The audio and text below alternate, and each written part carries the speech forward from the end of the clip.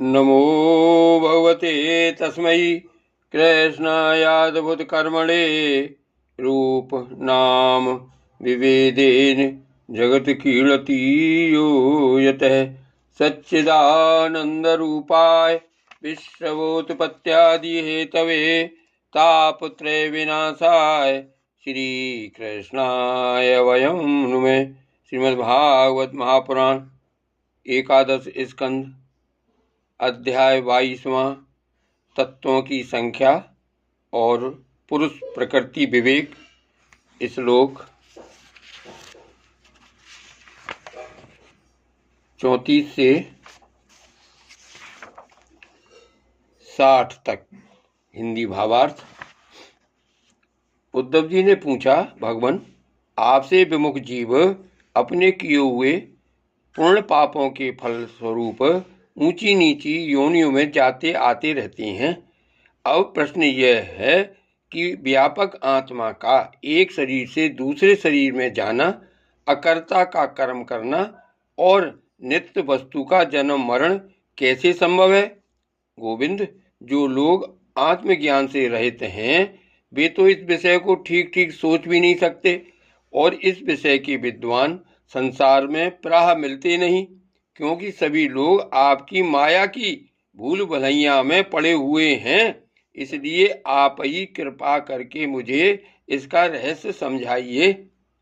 भगवान श्री कृष्ण ने कहा, प्रिय उद्धव, मनुष्यों का मन कर्म संस्कारों का पुंज है।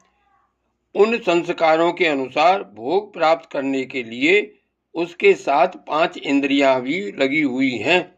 इसी का नाम है लिंग शरीर। वही कर्मों के अनुसार एक शरीर से दूसरे शरीर में, एक लोक से दूसरे लोक में आता जाता रहता है। आत्मा इस लिंग शरीर से सर्वथा पृथक है। उसका आना जाना नहीं होता, परंतु जब वह अपने को लिंग शरीर ही समझ बैठता है, उसी में अहंकार कर लेता है, तब उसे भी अपना जाना आना प्रतीत होने लगता है। मन कर्मों के अधीन है। वह देखे हुए या सुने हुए विषयों का चिंतन करने लगता है और क्षण भर में ही उनमें तदाकार हो जाता है तथा उन्हीं पूर्व चिंतित विषयों में लीन हो जाता है। धीरे धीरे उसकी स्मृति पूर्वापर का अनुसंधान भी नष्ट हो जाता है। उन देवादि शरीरों में इसका इतना अभिनिवेश, इतनी तल्लीनता हो जाती है कि जीव को अपने पूर्व शरीर का स्मरण भी नहीं रहता। किसी भी कारण से शरीर को सर्वथा भूल जाना ही मृत्यु है।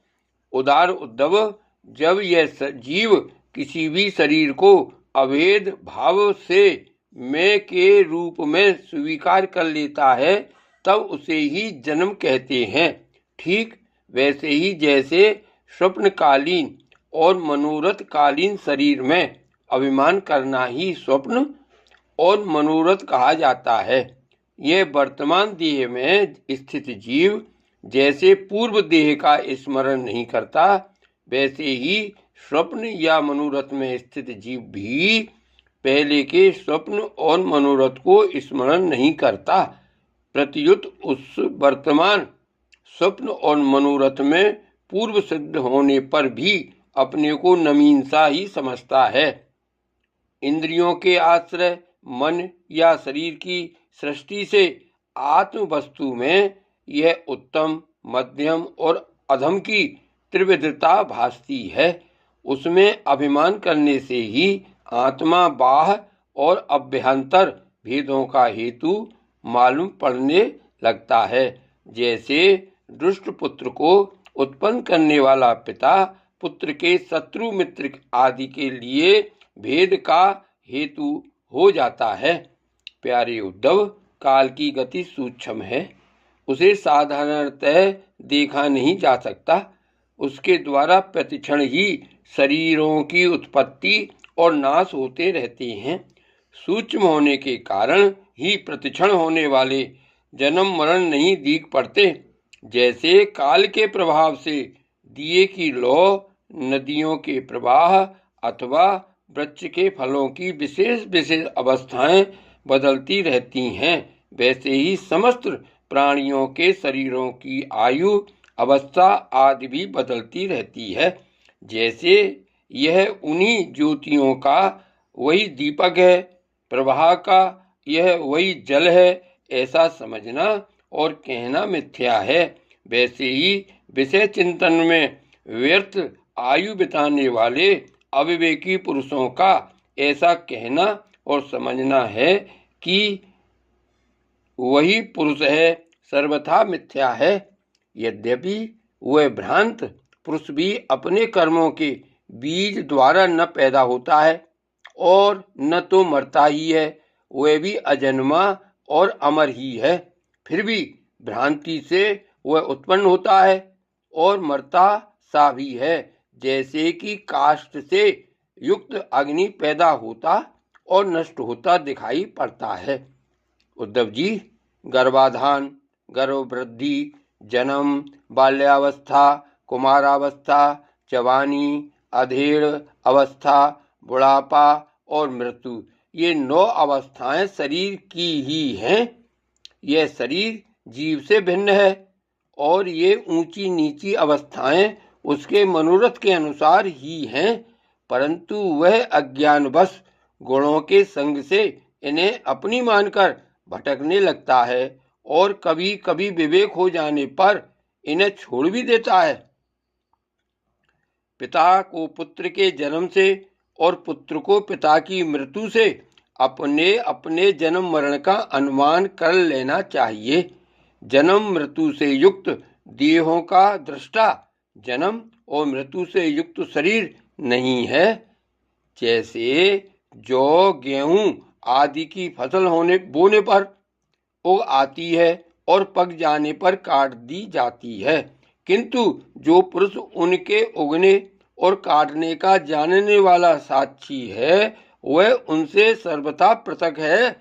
वैसे ही जो शरीर और उसकी अवस्थाओं का साक्षी है, वह शरीर से सर्वथा पृथक है।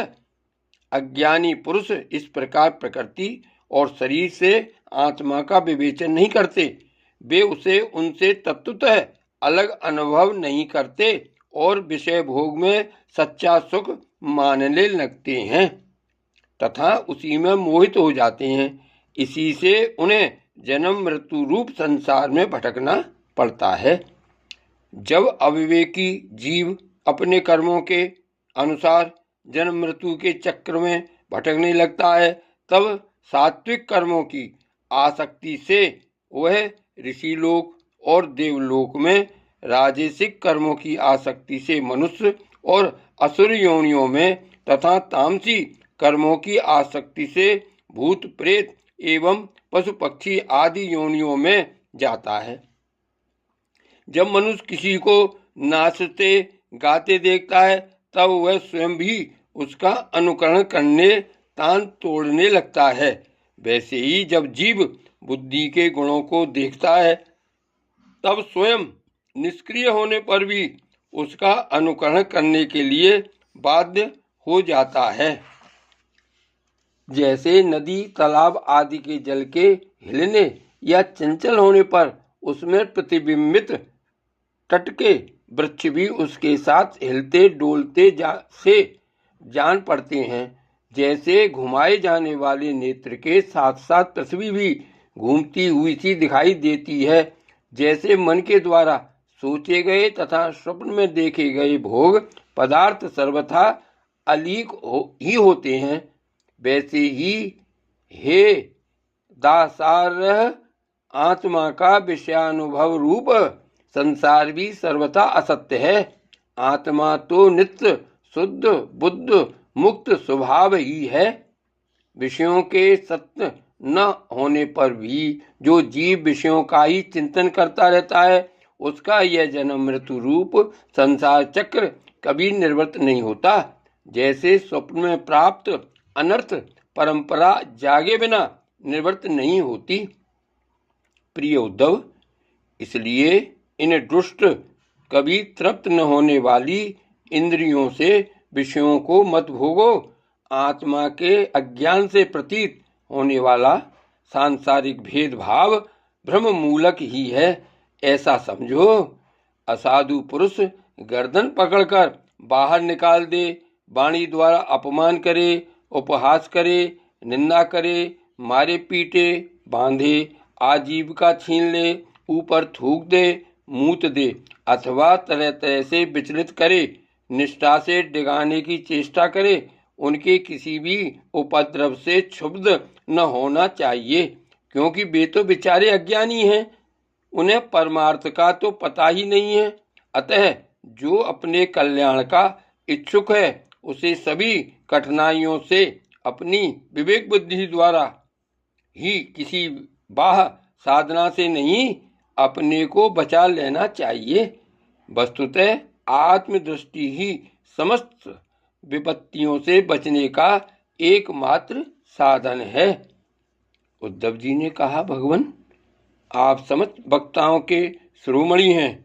मैं इस दुर्जनों से किए गए तिरस्कार को अपने मन में अत्यंत असह्य समझता हूँ। अतः जैसे मैं इसको समझ सकूं, आपका उपदेश जीवन में धारण कर सकूं, वैसे हमें बतलाइए। विश्वात्मन, जो आपके भागवत धर्म के आचरण में प्रेम पूर्वक संलग्न हैं, जिन्होंने आपके चरण कमलों का ही आश्रय ले लिया है, उन शांत पुरुषों के अतिरिक्त बड़े बड़े विद्वानों के लिए भी दुष्टों के द्वारा किया हुआ तिरस्कार सह लेना अत्यंत कठिन है, क्योंकि प्रकृति अत्यंत बलवती है। जय श्री कृष्ण।